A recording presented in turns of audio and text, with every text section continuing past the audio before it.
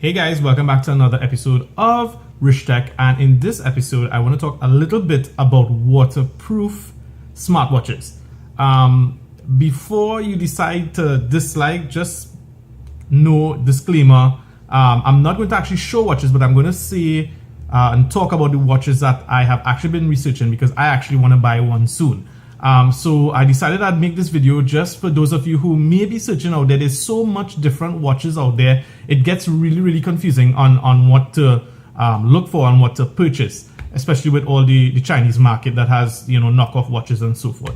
So just this is going to be a short video. Please remember to like and subscribe. It's going to be very important. I guarantee you, in terms of tips and tricks and searching for these waterproof watches. So stay tuned.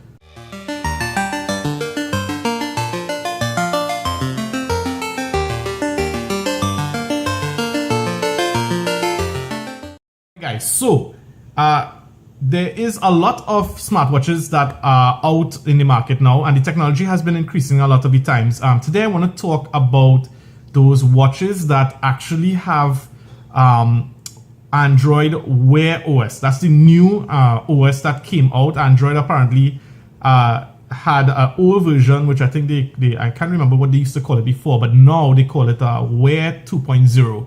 And so I'll be talking about those watches, and I'm also talking about, you know, more the cheaper end brackets. I mean, more affordable end brackets. Let's put it like that. So the first thing that I wanted to say is that most of the watches outside there, they are, generally speaking, especially the Chinese knockoffs, they are IP67 rated. What that kind of means is that it's able to handle some level of water resistance. However, IP67 cannot handle a lot of depth. You'd be very lucky if you could put that watch that has an IP67 rating into at least a foot or a meter of water. Most likely it would be damaged. So that the issue is that I do actually have a smartwatch here. It doesn't have any much of a rating, and I guarantee you that this will be destroyed if you put it into water. So I was looking for a watch that could actually handle submersions. And what I discovered was that there are a few watches. Of course, Samsung has some sport watches. They are over $200 US. So I was looking for something that was in reasonable range for me, which is between $100 to $200 US. What I did discover is that there are new watches in 2019, and I suppose that they would go to 2020, that actually have higher ratings than the IP67. For example, there's an IP68 rating as well, but I don't even trust that.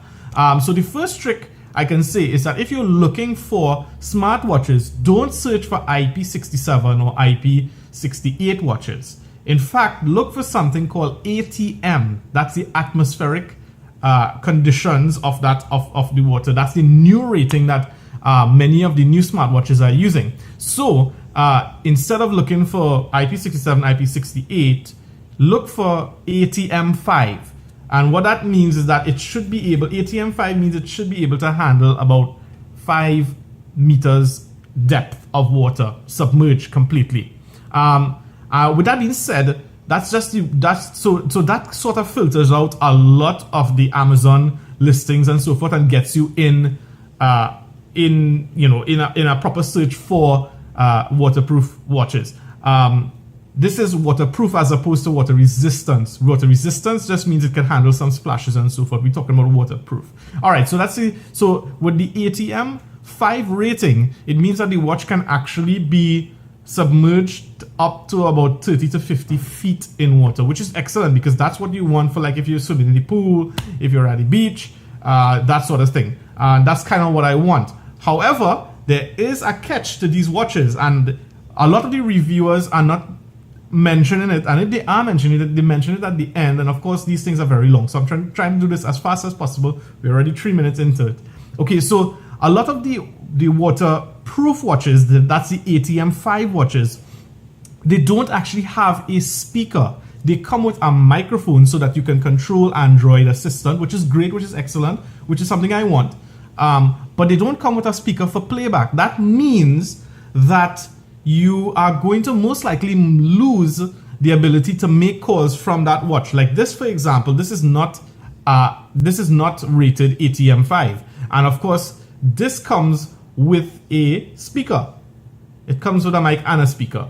Which means that I can actually make calls through the watch. However, the new watches, a lot of them that are under 200, but they have the ATM5 rating, they do not allow you to hear via the speaker. It doesn't have a speaker on the actual phone. So you'll have to either, so I'm saying the phone, the smartwatch. So you'll have to actually use your phone, pick up your phone and listen and talk, or you get a Bluetooth headset and you would be able to make your calls and so forth. I thought that this was a very interesting tip that I haven't seen anybody else, as I say, really recommending. And so I hope that this helps you out. If it does, please make sure to subscribe. Please make sure to like. Sometimes the videos may not have products, but I guarantee you that it's really, really important and it will help you out a lot. So with that being said, guys, thank you so much for viewing. Stay tuned for more videos, and I'll see you guys again soon. Hopefully this YouTube algorithm is going to pick this up and help a lot of people out there, hopefully. All right, guys, so stay tuned again, and I'll see you guys again soon. Bye.